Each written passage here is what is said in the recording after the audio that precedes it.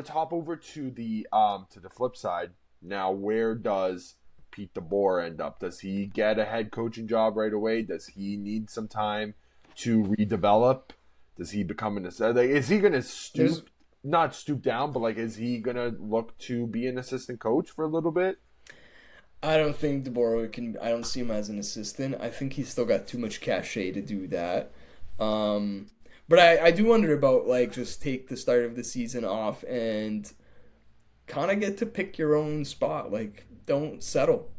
Yeah. I don't think he needs to settle, and I think he could benefit almost like Paul Maurice, who stepped away voluntarily from the Jets, but reset, right? Go into next season and get ready to see which contender falls a little shorter than they expected in the first couple months. Maybe you find yourself a spot like Jim Montgomery did in St. Louis, right? Yeah. I think that's kind 100%. of the... So, yeah, like I don't have a name or like a team off the top of my head. But I think that's kind of the way that I'd go about it. Barry Trotz did that too. I like, listen, for some reason I had I just had a team name pop up into my head. And guess what? You kind of nailed it with the person in Barry Trotz. Could you not see Pete DeBoer joining the Nashville Predators? Yeah. You know, I definitely could. Trying to bring them back in. Like, I don't know what next season holds. I would imagine that they're probably a little bit better, but if things don't get better for Andrew Burnett there in Nashville, he might be somebody on the hot seat very early on in the season, and you have somebody in the waiting there to potentially take you back up. So I don't know. That seems like a good match. Yeah, I'm digging it. I'll throw out two other potential teams now that I look at it too here. I think expectations have to be pretty high in Utah this year. Mm-hmm. And I think, so this has been mentioned by Elliot last spot as well. He said, when Pete DeBoer is available, some coaches get nervous. Or when a coach like Pete DeBoer is available, coaches get nervous. 100%. Damn it, this really good coach is available. I don't know how safe my job is. Andre Tourigny is a fine coach from what we've seen, but there is now real expectation on the Utah hockey. I'm gonna call them the hockey club. We got a name for the Utah Mammoth. Utah Mammoth expectation. Everyone's gonna use that pun every single time we're talking about Utah.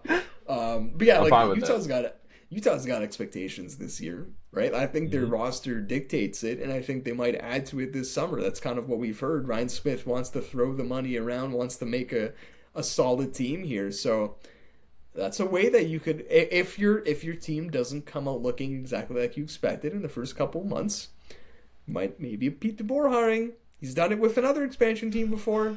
So there's that one. That's a good one. And the other one is Minnesota.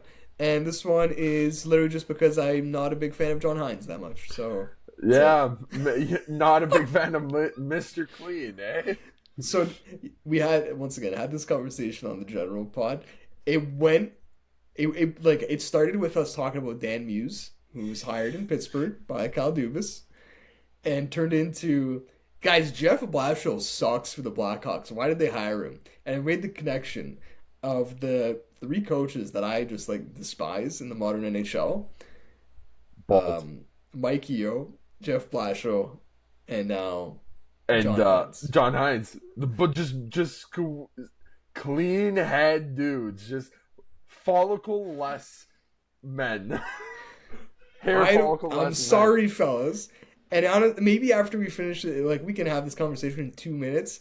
We'll talk about a bald dude who got hired by the Leafs, because we might as well, just for like a couple of minutes. Let's do it. Let's do it.